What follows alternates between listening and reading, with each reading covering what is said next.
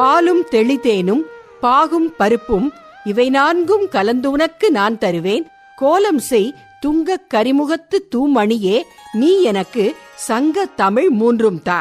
கட்டு கலங்காணும் கதிர்விளக்கு நிற்காணும், அரிதாள் அறிந்து வர மறுதாள் பயிராகும். அரிதாளின் கீழாக ஐங்கலத்தேன் கூடுகட்டும், மாடுகட்டி போரடித்தால் மாளாது சென்னல் என்று ஆனை கட்டி போரடிக்கும் அழகான தென்மதுரை என்று நாட்டுப்புற பாடல் ஒன்று மதுரையின் வளத்தையும் அதன் சிறப்பினையும் எடுத்து உரைக்கும். இவ்வூரை மருதை, மலைநகரம், மதுரா நகர், தென்மதுராபுரி, கூடல்மா நகர், முக்கூடல் நகரம், பாண்டிய மாநகர், நான்மாட கூடல், திரு ஆலவாய், சுந்தரேஷபுரி, ஹாலாஷ்ய சேத்திரம், கன்னிவள நாடு என பல பெயர்களால் இம்மதுரை மாநகர் சிறப்பாக அழைக்க பெற்றாலும் இம்மதுரை மாநகருக்கு மேலும் பெருமை சேர்ப்பது மதுரையின் மைய பகுதியில் அமைந்துள்ள நமது மீனாட்சி அம்மன் திருக்கோவிலே என்றால் அது மிகையாகாது.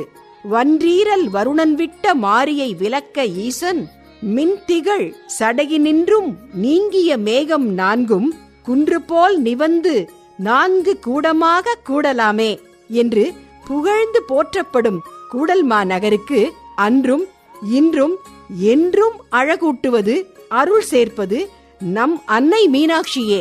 ஆகையினால்தான் சங்ககால மதுரை கோயிலை மையமாக வைத்து அகன்ற வீதிகளும் தெருக்களும் கொண்டதாக அமைக்கப்பட்டு இருந்தது. வானளாவிய மாடங்களும் கோட்டைகளும் மதில்களும் அகழிகளும் கொண்டதாகவும் மிகுந்த பாதுகாப்பு உடையதாகவும் அமைந்து இருந்தது. பரிபாடல் தண்டமிழ் வேலி தமிழ்நாடு எல்லாம் நின்று நிலை, இப்புகழ் பூத்தல் அல்லாது குன்றுதல் உண்டோ மதுரை என போற்றுகின்றது. சிலப்பதிகாரம் தென்தமிழ் நன்னாட்டு தீதுநீர் மதுரை என கூறுகிறது. ஆண்டாள் சங்கத் தமிழ் வளர்த்த பொங்கு தமிழ் மதுரை என போற்றினார். ஆசிரிய மாலை பாடு தமிழ் வளர்த்த கூடல்மா நகர் என்றும், திருத்தொண்டர் புராணம் சால்பாய மும்மை தமிழ் வளர்த்த கங்கன் மூதூர் என்கிறது. மீனாட்சி இரட்டைமணி மாலை மாலை தானின்றுலகம் தழையாத தழைய தமிழ் மதுரை என்கிறது. இது தவிர மதுரை காஞ்சி, நெடுநல்வாடை, அகநானூறு, புறநானூறு, கலித்தொகை, மணிமேகலை, சிறுபானாற்றுப்படை முதலிய இலக்கியங்களும் மதுரை நகரின் அமைப்பையும் சிறப்பினையும் கூறுகின்றன. ஆதி குமரகுருபர சுவாமிகள் உலகெல்லாம் ஈன்ற அன்னை தடாதகை பிராட்டி ஆனதும், பிறப்பில் பெருமான் சோமசுந்தர பாண்டியன் ஆனதும், ஷண்முக கடவுள் உக்கிர பெருவழுதி ஆனதும் தண்டமிழ் மதுரம் கொழிக்கும் மதுரையிலே என்று உரைக்கின்றார். முழுமுதற் கடவுளாகிய சிவபெருமான் அருளுரு கொண்டு 64 திருவிளையாடல்களை செய்து அருளிய திருத்தலம் இம்மதுரை மாநகரிலே. இத்தலத்தின் சிறப்புகளை மேலும் அறிவோமா? மதுரையை ஆண்டு வந்த மலையத்துவச பாண்டிய மன்னனும் அவன் மனைவி காஞ்சனமாலையும் மக்கட்பேறு வேண்டி இறைவனை வழிபட்டு வந்தனர். பல்வேறு யாகங்களை செய்தனர். பிரம்மன் உபதேசித்ததன் பேரில் புத்திர காமேஷ்டி யாகம் மேற்கொண்டனர். அப்போது அருளும் பொருட்டு இவ்வுலகையே ஈன்ற அன்னையான உமாதேவியார் அந்த யாக குண்டத்தில் 3 தனங்களை உடைய பெண் குழந்தையாக தோன்றினாள். குழந்தை உருக்கண்டு பேரானந்தம் பெற்ற அரசனும் அரசியும் அக்குழந்தை பின் உருவிலே இருக்கக்கூடிய மாற்றம் கண்டு மனம் வருந்தினர். அப்போது சிவபெருமான் அசரீரியாக, மன்னா, மனம் வருந்தாதே, இக்குழந்தைக்கு தடாதகை என பெயரிட்டு கல்வி கேள்விகளில் சிறப்பு பெறுமாறு அனைத்து கலைகளையும் கற்றுக்கொடு. தனக்கு ஏற்ற கணவனை இக்குழந்தை காணும் பொழுது மிகுதியாக உள்ள ஒரு தனம் மறைந்துவிடும் என கூறினார்.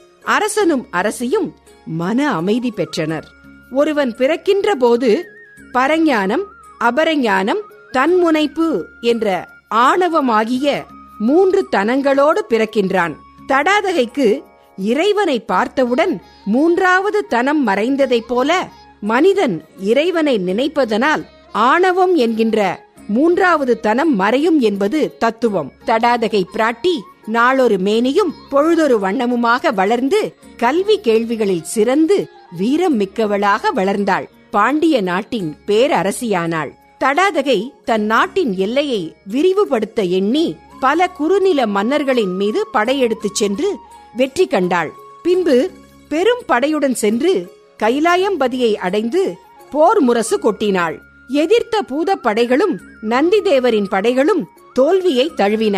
இதனை அறிந்த இறைவன் போர்க்கோலத்துடன் அங்கே எழுந்து அருளினார். அப்பெருமானை தன் எதிரே கண்டதும் தடாதகை பெண்ணுக்கே உரிய அச்சம், மடம், நாணம், பயிர்ப்பு என்ற 4 வகை நெறியில் நாணி தலை குனிந்தாள். அவளது 3 தனங்களில் ஒன்று மறைந்தது. இறைவனே தனக்குரிய கணவன் என்பதை நன்கு உணர்ந்தாள். இறைவன், நீ மதுரைக்கு செல், யாம் அங்கு வந்து உன்னை மணம் புரிவோம் என்று கூறினார்.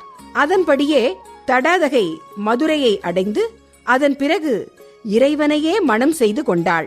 அத்தகைய சிறப்பு பெற்ற இம்மதுரை பாண்டிய நாட்டு 14 தலங்களில் மிகவும் சிறப்பு வாய்ந்தது.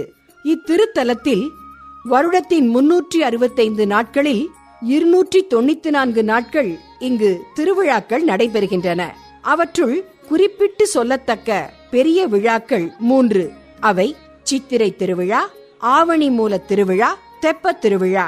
இவற்றின் முக்கியமான சிகரமாக முதன்மையாக விளங்குவது சித்திரை திருவிழா.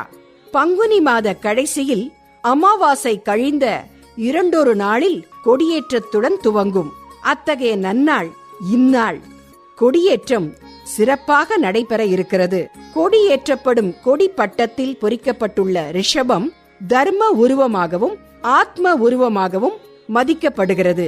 ஆத்மாக்களையும் தர்மத்தையும் கீழ் நிலையிலிருந்து உயர் நிலைக்கு கொண்டு செல்லும் இறைவனின் கருணை இக்கொடியேற்ற திருவிழாவில் நன்கு விளக்கப்படுகிறது.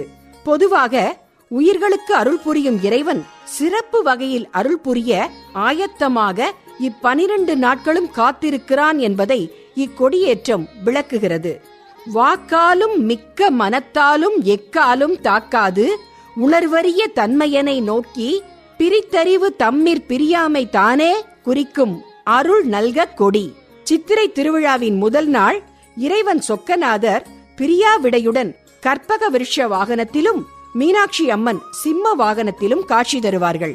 இந்த திருக்காட்சியின் நோக்கம் இறைவன் உலகத்தின் ஆதாரமாய் இருப்பவன் என்பதை குறிக்கும் பொருட்டு கற்பக விருட்ச வாகனம் கேட்டதையெல்லாம் கொடுக்கும் என்ற பொதுவான கருத்துக்கு உயிர் சேர்க்க, மக்கள் எந்த வரம் வேண்டி நின்றாலும் இங்கு கிடைக்கும் என்பதை குறிக்க ஐயனும், கேட்டது எல்லாம் கிடைத்துவிட்டால் மனித உயிர்கள் ஆணவ பேய் கொண்டு ஆடுவர் என்பதனால் அதனை அடக்குவதற்கு அம்மன் சிம்ம வாகனத்தில் வருவதாய் பொருள்.